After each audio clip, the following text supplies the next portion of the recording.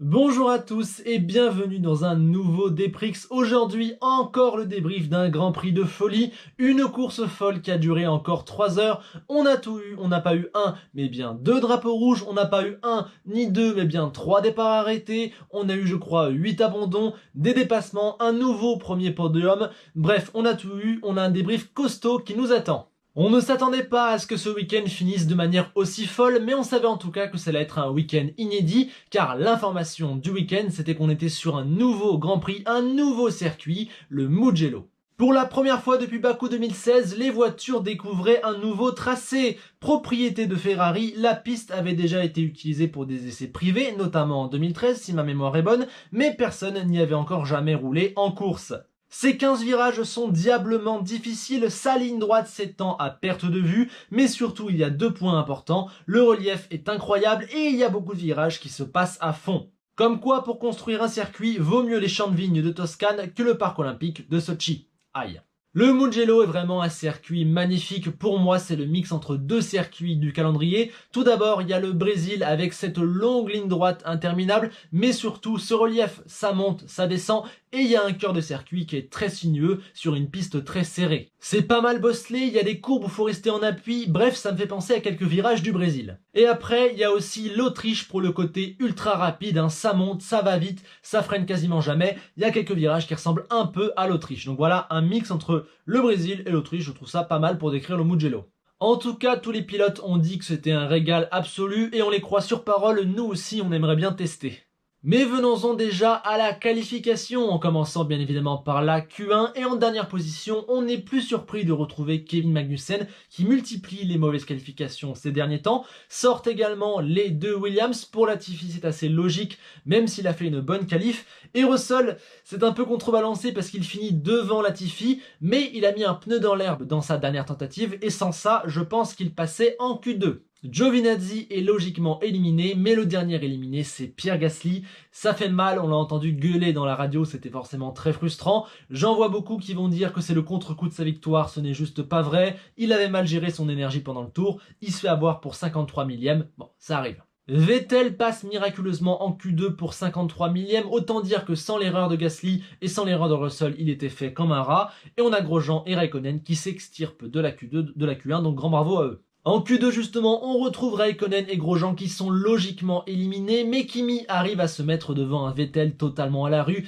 il prend 6 dixièmes par Leclerc, bref c'est honteux, il partira seulement 14e. Autre éliminé, un Kiat qui a fait une bonne qualif et Norris qui reste à la porte de Q3, mine de rien c'est pas la première fois ces derniers temps. La Q3 s'est jouée sur un seul tour lancé car dans le deuxième run, Ocon est sorti dans le premier secteur, il y a eu un drapeau jaune et seul Leclerc a pu améliorer. Devant, on n'est pas surpris de retrouver les Mercedes avec un bel écart. Hamilton avait seulement 59 millièmes d'avance sur Bottas une nouvelle fois. C'était très serré entre les deux Mercedes en qualif. Ça fait bien longtemps qu'il n'y a même pas un dixième entre eux. La deuxième ligne est toute Red Bull. Enfin, Verstappen devant Albon. Ensuite, on a le miracle Leclerc qui arrive à mettre sa Ferrari en 5e position. Bien aidé, c'est vrai, par le drapeau jaune d'Ocon, mais tout de même, ça reste une performance incroyable. Suivent ensuite les deux Racing Point, Perez devant Stroll, mais Perez partira derrière car il y a une pénalité en essai, on y reviendra. Puis on a Ricciardo et Sainz, les deux leaders de l'écurie, et Ocon 10e qui s'est manqué. Vient donc ce dimanche le moment de la course, et un peu comme on l'avait vécu en Hongrie, il y a un gros moment de stress pour Max Verstappen qui a une alerte dans le tour de chauffe, cette fois-ci c'est au niveau de la puissance moteur. Ces pauvres mécanos travailleront encore très dur jusqu'au départ pour tenter de régler le problème. Franchement, j'ai une grosse pensée pour eux. On est à la fin d'un triplé. Il devait faire au moins 40 degrés de ressenti sous le soleil du Mugello. Bref, les pauvres, gros travail effectué de leur part. Et nous voilà arrivés au premier départ où déjà beaucoup de choses se passent. Déjà en premier lieu, Hamilton qui fait une très mauvaise impulsion. Il reste scotché et il se fait passer par Bottas. Derrière, on a Leclerc qui fait un numéro et qui efface les deux Red Bull, mais il faut dire aussi qu'il est bien aidé par Max Verstappen qui dégringole dans le classement. On pense d'abord qu'il s'est raté, mais tout d'un coup on voit les ralentis et on se rend compte qu'il a été victime d'une perte de puissance. Au moment de passer un rapport, bam, ça a dégringolé et il a perdu plein de place. Clairement, le problème survenu dans le tour de chauffe n'avait pas été réglé et sa course était morte au bout de 100 mètres. Et puis, un virage plus loin, on a deux incidents distincts. Tout d'abord, on a Sainz face à Stroll. J'ai le sentiment que Stroll referme trop vite la porte à Sainz, ce qui met Sainz en toupie. J'ai pas revu beaucoup de ralentis, mais dans l'ensemble, je suis d'accord avec le fait de ne pénaliser aucun des deux pilotes. Dans cet incident, il y a une victime collatérale, c'est Sebastian Vettel qui perd son aileron avant en se prenant Sainz. Et puis ensuite, il y a un énorme accident avec 4 voitures impliquées. Voilà, c'est très serré entre ce virage 1 et ce virage 2. On a Gasly qui se touche avec Grosjean, qui est emporté dans Giovinazzi, un Giovinazzi qui ne peut rien faire et qui emporte Verstappen. Les 4 partent tout droit dans le gravier et c'est la fin de la course pour Max et pour Pierre. Donc voilà, ces deux gros incidents qui font sortir la safety car. Sachez que demain, mardi, je ferai une vidéo où je reviens sur les 3 gros crashs de ce Grand Prix. J'ai envie de vous proposer un nouveau format le mardi où je reviens sur 2-3 points du Grand Prix dans le détail à tête reposée. Et pour demain, ce sera les crashs. Nous avons donc une safety car et une relance avec le top 4, Bottas, Hamilton, Leclerc, Albon, mais nouveau problème. Et oui, au Mugello, la ligne de safety car, la ligne à partir de laquelle les pilotes ont le droit de se doubler, elle est très loin puisque c'est la ligne d'arrivée. Il y a beaucoup de distance entre la sortie du dernier virage et la ligne. Du coup, Bottas, il attend, il zigzague, il freine, il accélère et il finit par accélérer pour semer Hamilton, sauf que derrière, ça n'a pas suivi. Ce qui devait arriver arriva, les pilotes de derrière subissent des vagues et d'un seul coup il y a un crash. C'est Magnussen qui voit que ça freine devant, mais derrière lui Latifi ne peut que l'éviter, il se décale. En revanche pour Giovinazzi c'est trop tard, il se prend le Danois de plein fouet, il monte même sur la voiture de Latifi. Derrière Sainz arrive et ne peut que se prendre les deux voitures en même temps, c'est un gros carnage. Il y a même Grosjean qui reçoit une quantité de débris absolument monstrueuse. Bref, on a 4 pilotes qui sont dehors en la personne de Sainz, Magnussen, Giovinazzi et Latifi. Un accident vraiment très flippant, encore une fois j'y reviendrai dans le détail dans la vidéo de demain mardi. En tout cas on a eu un peu peur et on a surtout eu une situation ridicule. De voir ces voitures là zigzaguer et faire des vagues, c'est vraiment ridicule. J'en veux pas à Bottas qui joue avec les règles, j'en veux à la FIA qui met les règles. Je comprends pas pourquoi cette ligne de safety car allait aussi loin, surtout qu'on avait déjà vu ce cas de figure présent à Bakou l'an dernier. Bref, tout ça nous donne un drapeau rouge, on devient amis avec le drapeau rouge, c'est la première fois depuis 2011 qu'on a 2 drapeaux rouges à 2 courses qui se suivent, et on a eu un arrêt d'à peu près 25 minutes il me semble. Sous ce drapeau rouge, une information principale, l'abandon d'Esteban Ocon, voilà visiblement pour un problème de frein, voilà, c'est terrible pour lui, il était 10e, il avait l'occasion de marquer des gros points, malheureusement rien de tout ça. Sous safety car, tout le monde change de pneus, c'est difficile de savoir qui a changé exactement parce qu'on n'a pas vraiment beaucoup d'infos sur ça en direct. En tout cas, il me semble que tout le monde a mis des pneus neufs, tout le monde a mis des softs en tout cas, sauf Hamilton, Bottas, Russell et Raikkonen qui sont allés sur les médiums. Et nous allons donc avoir un deuxième départ arrêté, apparemment c'est devenu la norme en Formule 1, et tant mieux, ça me régale. L'ordre de ce deuxième départ, je vous le donne rapidement, Hamilton, Bottas, Leclerc, Albon, Stroll, Ricciardo, Perez, Norris, Kiat, Russell. La course redémarre donc au tour 10 avec un Hamilton qui fait un mouvement d'école à Bottas, aspi, décalage, freinage tardif, il prend bien la courbe en haut et il le passe tranquillement. Pendant ce temps, Leclerc reste 3ème pendant qu'Albon s'est raté, Stroll, Perez et Ricciardo le passent. Dans les points suivent Norris, Kiat et Raikkonen et à la porte des points, on a Russell, Grosjean et Vettel. Là on a vraiment le cœur du Grand Prix, on a enfin pu rouler et logiquement les meilleurs ont repris leur place et donc Charles Leclerc a dû dégringoler. Il a tenu une petite dizaine de tours mais en 4 tours, Stroll puis Albon puis Ricciardo puis Perez l'ont passé et Norris allait faire de même avant que Charles ne rentre au stand. Voilà, c'est la honte pour Ferrari, obligé de tenter un plan C. On a entendu Leclerc à la radio, il était totalement désabusé. Il a dit on n'a rien à perdre, on n'a même rien à gagner parce qu'ils sont totalement nuls. Sincèrement, je pense qu'il perd 8 dixièmes dans la ligne droite. Il doit taper dans ses pneus dans les secteurs sinueux avec une voiture qui n'a pas d'appui. Bref, du coup, ses pneus sont morts. Voilà, c'était inévitable que la Ferrari se fasse repasser par tout le monde. Bref, après la dégringolade de Leclerc, on a une course à plusieurs étages. Tout en haut, on a les Mercedes séparés seulement par quelques secondes avec un Bottas qui tente tout. Il veut les pneus opposés à Hamilton, il s'arrête avant, mais malheureusement pour lui, rien n'y fait, Lewis reste solidement en tête. Ensuite, on a une belle bataille pour la 3ème place entre Stroll et Ricciardo, avec Ricciardo qui fait l'undercut à Stroll. Encore une fois, je ne comprends pas que Racing Point n'ait pas couvert l'arrêt de Ricciardo, c'est pas la première fois et ça leur coûte des gros points. Au 3e échelon de la course, on a Albon qui est solo en 5ème place. En quatrième échelon, on a un beau duel entre Norris et Perez pour la 6ème place, avec un Perez qui est totalement en perdition. Il était à 10 secondes d'Albon. On a un Norris qui s'est rapproché et qui a tenté un undercut. Malheureusement, ça s'est mal passé pour lui dans les stands. Il y a eu un arrêt un peu compliqué, il a dû laisser passer 4. Bref, il est ressorti à 5 secondes de Perez et il n'a jamais pu l'avoir. Ensuite, on a un duel 4 Leclerc pour la 8ème place, avec un Leclerc qui ne peut juste pas se défendre. Et enfin, un duel Russell-Vettel pour le dernier point, avec un Vettel qui allait moins vite que Russell sur des pneus plus tendres. Et d'un seul coup, alors qu'il reste une quinzaine de tours à parcourir et qu'Albon se rapproche de Stroll et Ricciardo pour nous offrir une belle bataille à 3 pour la 3ème place, et bien d'un seul coup, Lance Stroll se sort de manière ultra violente dans Arrabiata 2. Le choc est vraiment d'une extrême violence, je soupçonne une rupture de suspension ou une crevaison, en tout cas c'est pas sa faute vu comment la voiture a décroché. La voiture elle a été tapée très très fort, on l'a vu, elle était bien démontée, un accident d'une rare violence, on voit très peu des accidents aussi forts. Heureusement qu'il y avait des graviers et un bon mur de pneus. Lance va très bien, heureusement, il y a une safety car dans un premier temps, puis en fait un drapeau rouge car il faut enlever cette voiture et remettre un mur de pneus. Nous voilà donc avec un deuxième drapeau rouge dans la même course, il faut remonter au Brésil 2016 sous la pluie pour voir ça, et 3 drapeaux rouges en 2 courses, ça doit faire très longtemps que c'était pas arrivé. En plus là, il ne reste qu'une quinzaine de tours, tout le monde va mettre des pneus soft, il y a du suspense, tout est resserré, il y a des gros points et des grosses places à aller chercher, bref, on en salive d'avance. Et voici donc ce troisième départ arrêté au tour 47 et il va être aussi très mouvementé. L'info principale, c'est que Bottas part très mal, il se fait même passer par Ricciardo et il ne pourra pas contester la victoire à Hamilton. Derrière, Grosjean et Raikkonen, qui avaient des pneus plus chauds grâce à leurs 2 tours de chauffe, passent les 2 Ferrari. Et enfin, on a un Russell qui perd tout, il a fait quasiment tout le Grand Prix dans les points et désormais il est dernier. Au même moment, on apprend aussi que Kimi Raikkonen a 5 secondes de pénalité pour avoir franchi la ligne blanche d'entrée des stands, pénalité logique. La course se terminera avec un Ricciardo qui dégringole un peu, il se fait logiquement passer par Bottas, un Bottas qui ira doucement, gentiment titiller Hamilton pour la victoire mais il ne pourra pas le passer, et Ricciardo se fait aussi passer par un Albon qui était splendide sur ce troisième départ, il avait un super rythme, il a été chercher son premier podium en carrière. Derrière, on a un Grosjean qui ne peut rien faire avec une Haas abîmée depuis le premier tour et qui dégringole en dernière place, et on a une bataille entre Russell et Vettel pour le dernier point. Vettel restera devant mais sera plus de 5 secondes de Kimi Raikkonen.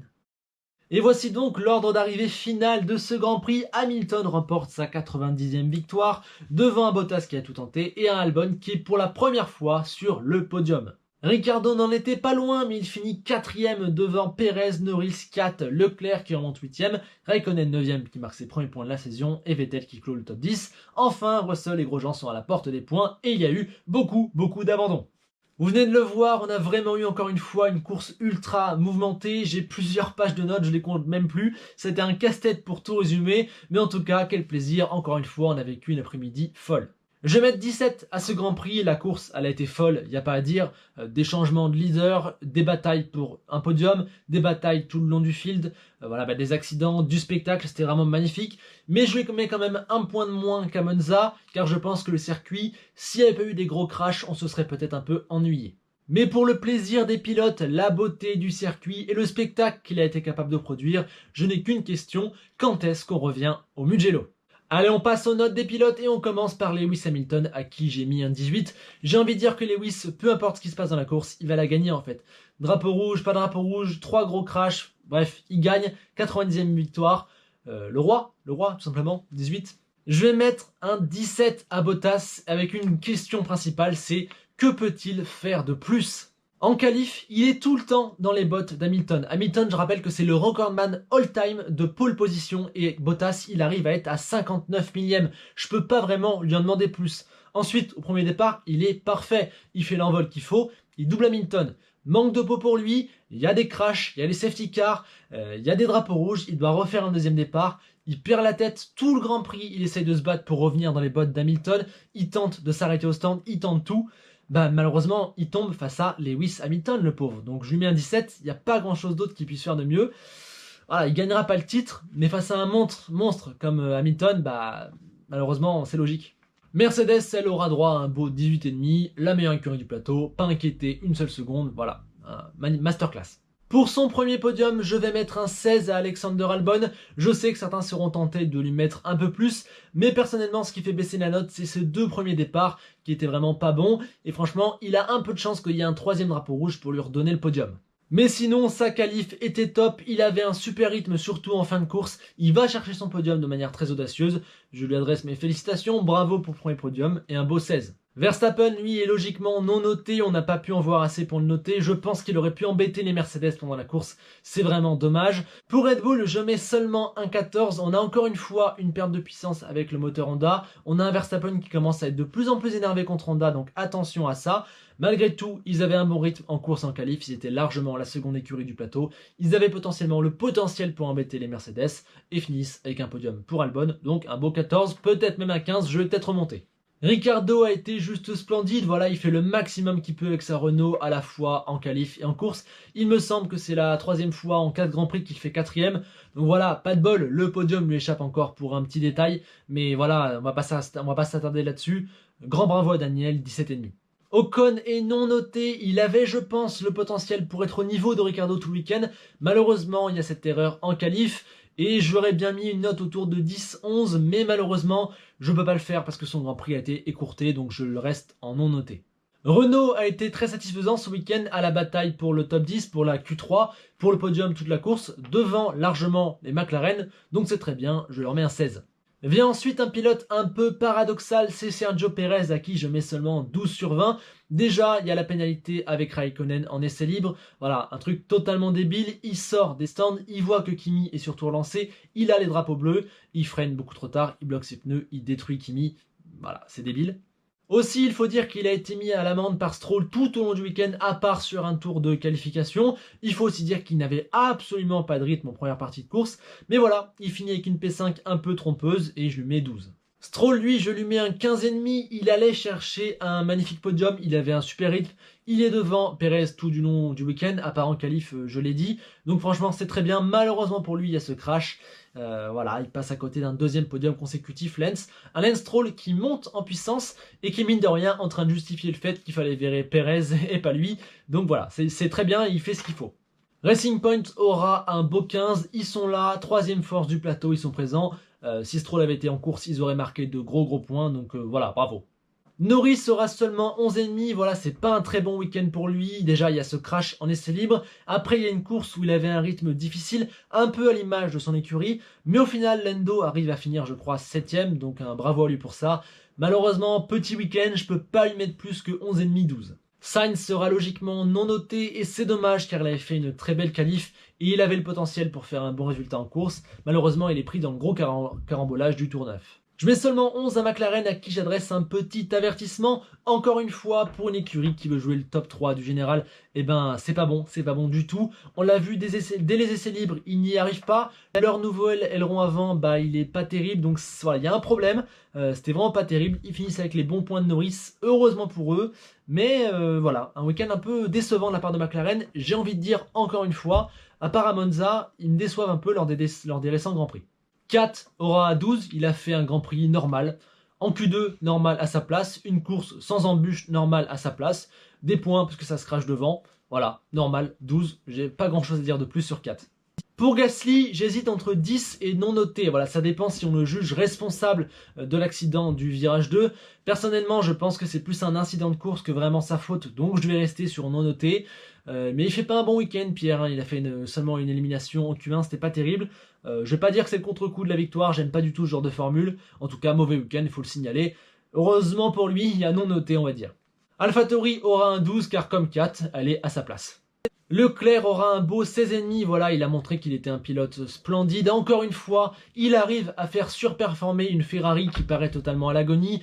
Une 5e place magnifique en qualification, un premier départ génial où il est 3e, mais après voilà, il ne peut absolument rien faire, il dégringole. Il sauve les points de la 8e place, il n'y a pas eu photo avec son coéquipier. 16,5, voilà, encore un très bon week-end de Leclerc. Faut pas regarder l'aspect comptable pour Leclerc, faut regarder ce qu'il arrive à faire avec cette voiture sur des courts instants, et clairement, il n'y a pas à dire, c'est génial. En comparaison, ça fait très mal pour Vettel, à qui je vais mettre un 9, pire note du week-end, tout simplement à la rue, tout au long du week-end, encore une fois. Déjà l'an dernier, il prenait 1 ou 2 dixièmes sur chaque tour chrono par rapport à Leclerc. Cette année, il prend entre 4 dixièmes et 7 dixièmes, voilà. En qualif, il en prend 6.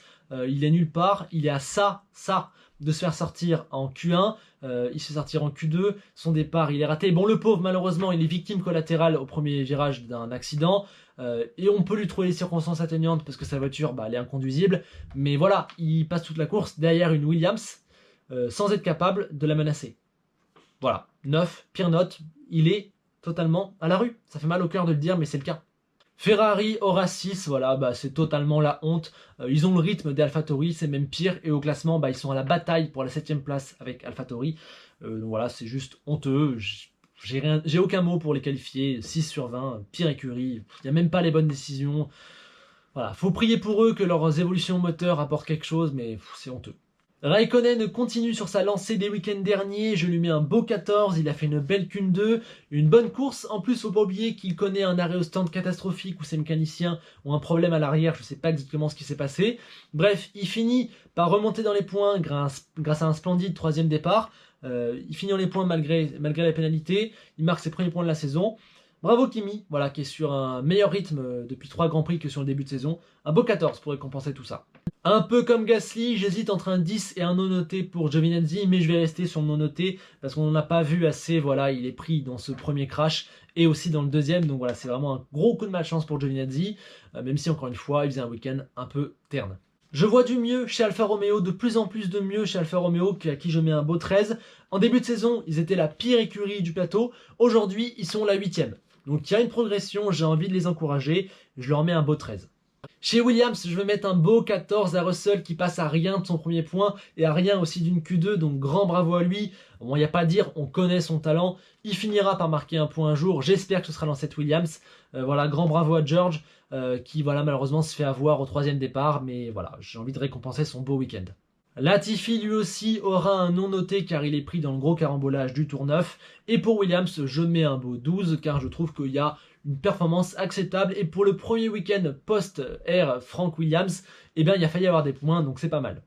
Je vais mettre un beau 13 d'encouragement à un Romain Grosjean dont j'adore l'attitude depuis quelques Grands Prix. Il est vraiment souriant, il est vraiment là. Sur la piste en plus, il domine largement Magnussen, il n'y a même pas photo. Donc bravo à lui. Malheureusement, sa voiture est non seulement catastrophique, mais en plus endommagée, donc il pouvait absolument rien faire. Il fait quand même un beau Grand Prix et je lui mets un beau 13. Et enfin, pour As, j'ai mis 9 car c'était la pire écurie du plateau ce week-end. Il n'y avait rien à tirer de cette As.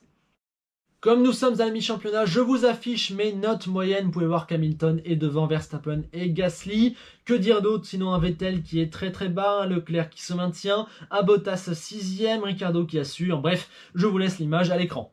Côté écurie, l'information c'est que Ferrari est passé dernière après un triplé Monza, Spa, Mugello catastrophique. Mercedes est toujours devant avec Racing Point, McLaren, Red Bull, Renault et AlphaTauri qui sont très très serrés. Au classement du championnat du monde, Lewis Hamilton vole toujours plus vers sa 7ème couronne. Bottas a fait le trou sur un Verstappen qui abandonne pour la 2e fois consécutive. Et derrière, c'est Norris qui sort du bois pour prendre la 4ème place du général, juste devant un Alex Albon qui est libéré de cette pression de son premier podium. Suivent Stroll qui n'a pas marqué de points, Ricciardo, Leclerc qui en sauve 4, Perez qui est là, puis ensuite un paquet un peu plus bas avec Gasly, Sainz, Ocon et en deuxième partie de tableau, Vettel, 4 qui remonte à 7 points de l'Allemand et Kimi qui a ouvert son compteur. Côté écurie, premier Mercedes, 2ème Red Bull, ça ne bougera pas. La 3ème place très serrée entre McLaren, Racing Point et Renault. La 6ème très serrée, plus que 9 points entre Ferrari et AlphaTauri. J'aurais jamais cru dire ça un jour de ma vie. Ensuite, Alfa Romeo, je pense, vient d'assurer sa 8ème place du constructeur. Et enfin, peut-être qu'on pourrait avoir une bataille entre As et Williams, il n'y a qu'un point d'écart. Et si As continue de régresser et Williams de progresser, peut-être qu'on verra un petit point. Voilà, c'est ainsi que ce long débrief s'achève, mais il était de circonstance, car on a eu un Grand Prix absolument plein de rebondissements, il y avait plein de choses à évoquer. J'attends bien sûr vos avis, donnez-moi vos notes pour les pilotes, vos avis sur les points chauds. Pensez aussi à liker la vidéo, à vous abonner, à partager et à me suivre sur mes réseaux sociaux, notamment Twitter, où je débriefe souvent la course en live, donc venez, on s'amuse bien. Allez, sur ce, je vous laisse, je vais préparer la vidéo de demain sur les 3 crashs, il y a du boulot, on se retrouve donc très vite, d'ici là, portez-vous bien, et pensez à la phrase d'Enzo Ferrari qui disait que le plus important, c'est de franchir la ligne, toujours franchir la ligne.